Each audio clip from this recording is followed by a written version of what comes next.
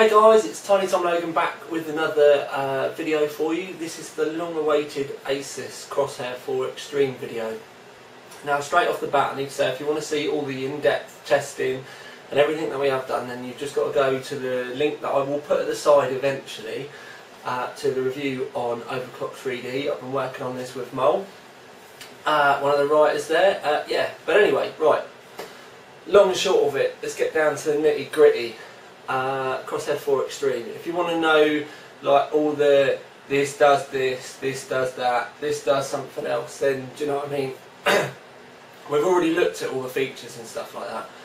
And if you want one of the robot reviewers to tell you what it is, then you just have to go and have a look at all that kind of stuff. If you want to actually know what it's like, all the important stuff about the board, then this is the review that you want to be watching. Long and short of it is, it's going to be coming in, it looks like it's going to be coming in around the £200 mark, because it's quite an expensive board for AMD. And obviously the kind of icing on the cake for the Extreme is the Lucid. And it does work fairly well. I can't help but thinking though, because I've played with a few of these Lucid boards now, and I can't really explain it. It's almost like the AMD chip holds them back. Even if there's like a massive overclock. I mean, with the MSI that we run previously, we're running that at 4.2 gigahertz, and it's still, do you know what I mean? We couldn't, even at 6 cores and everything like that, because we use a 1090. We've not been able to get anywhere near even what we were getting with the P55s. So the Lucid at the moment, do you know what I mean? It's like one of those things. It's almost like an investment in that you're going to be buying this, and the investment side of it is hoping that the drivers and stuff do pay off at a later date and they do get everything running cushy. I would be a little bit apprehensive on spending a £200 motherboard on something that's not entirely finished yet, or at least that's the way I feel. I mean, we were getting reasonable bonuses, but just to show you, I mean, if you look beside me, there's a 5870 in there, and there's a 480 amp, and we were getting, do you know what I mean, about 6,000 3D marks extra over what we would have done with just the 5870. Whereas when we tried this with the P55s, it went from sort of like 18,000 to 30,000. So, do you know what I mean? I don't like the word bottleneck, but there's something, you know what I mean? If it's drivers, then it's drivers, but it's something still not quite working with these yet. And do you know what I mean? On the AMD side of the boards, no matter what manufacturer they come from, because we've had a few now, I'm still not entirely sold. So yeah, the only way I can put it is, it is a bit like an investment. But from a personal point of view, I don't honestly understand why, you know what I mean, you'd want to, for argument's sake, have a 5870 and then a 480 in your rig anyway. I'd always want mine to match. Do you know what I mean? Maybe that's brand loyalty, but it wouldn't matter to me whether it was a 480 or a 5870. I'd just like them to be the same. But I think that's just like my kind of anal OCD kind of thing. Do you know what I mean? It's just, yeah. Obviously with the lower end boards, it's brilliant, because, do you know what I mean, you've got 5.8s, 5.770, and you pick up a 460 cheap, something like that. That makes sense. But when you're going to be shelling out money like these for big cards, it kind of, it makes me wonder whether it's, do you know what I mean, really kind of being aimed at the right kind of people. But do you know what I mean?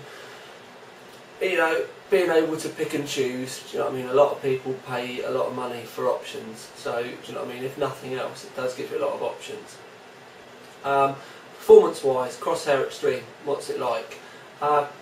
Compared to the MSI that we did previously, we were getting at least 1,600 3D marks with the same cards and the same CPU clocks and the same RAM extra.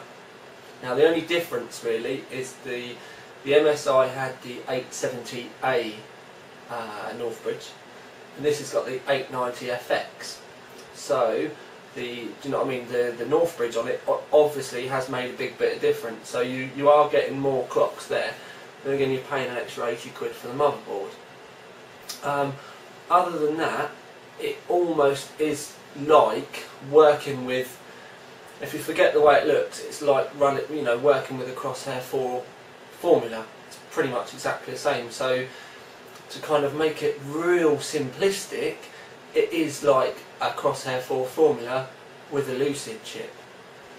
And yeah, do you know what I mean? So it is a bit of a difficult one, because I don't want to go kind of like really bashing this, but I'm kind of like a little bit lost into where this is meant to fall in, because generally the only thing that I can really see that the Lucid brings to the table is the fact that you can run SLI.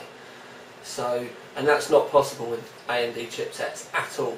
So nailing the Lucid on it means that people can have a Crosshair 4 Extreme, a 1090, and then for argument's sake, if they wanted to run 480 SLI, 470, whatever like that, do you know what I mean, they can do. So that's about the only thing that they, do you know what I mean, that, you know, all those little extras, that's about the only real positive I can see. Now I don't know whether you can hear a fan. I'm going to bring you in a minute and show you, but there's something really, really annoying on this board, and I mean like so annoying, it's driving me crazy now just sat here listening at it. So I'm just going to give it, you know, I'm going to take you off the tripod now, and I'm going to show you a real raw way, because I've got my screwdriver ready. I'm going to show you something on this board which is driving me bonkers. Right guys, now there's a fan just in there. Okay, now don't forget we've got the nocture going. Now it's not very loud, but there is a fan in there as well.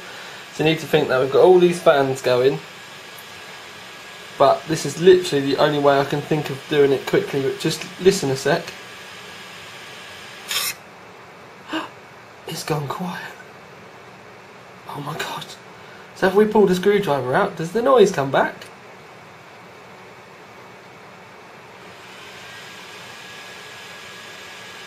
I'll do it again just to show you. Noise. No noise. Take the screwdriver out. Noise is back. Now, I don't know whether Asus thought that we were still designing motherboards in like the 1990s or the early 2000s, but why on earth would you want a 40mm fan when you know they're going to create loads of noise?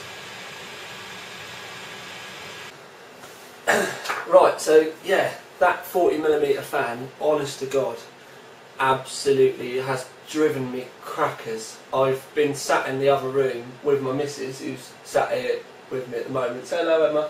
Hello. Say a bit louder, they can't hear you. Hi guys. There you go. Yeah, a bit of a spectator. But yeah, we've been sat in the other room having a cup of tea, and when I've been running benchmarks, and I've been able to hear that little fan over everything else. So yeah, that's, do you know what I mean? I honestly don't know why that has been fitted there.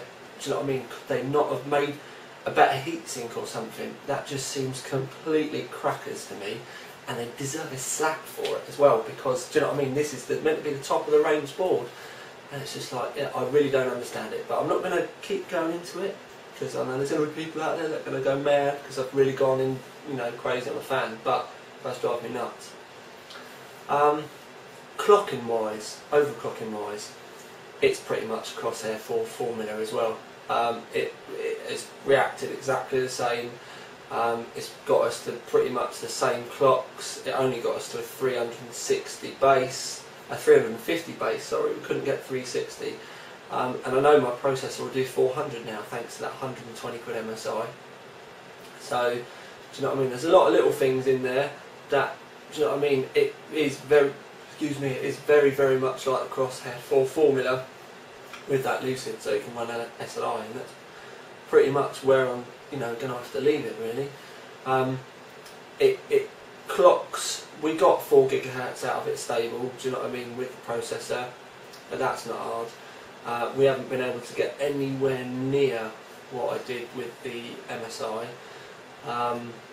So, do you know what I mean?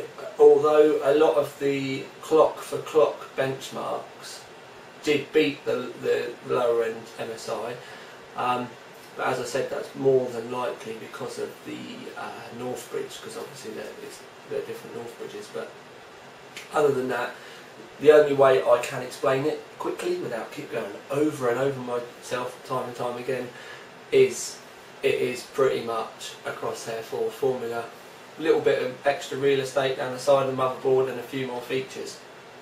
Now, because it's the Extreme, it does make me wonder whether this board is going to be better for the more extreme users that are going to be using, for argument's sake, sub-zero cooling and stuff like that. I do wonder whether it will bring a lot more options to the table for them and allow them to get better clocks in the long run.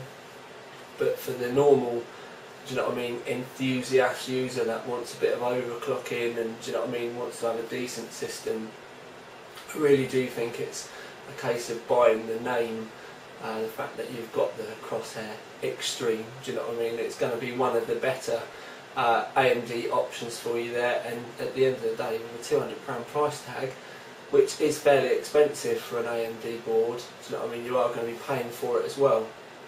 So, long and short of it is a good board, but it's not a great board. It's definitely not as good as I was expecting, which is quite a sad thing to say really, because as we all know, do you know what I mean, I do love my Asus products, but I've got to be realistic with this one.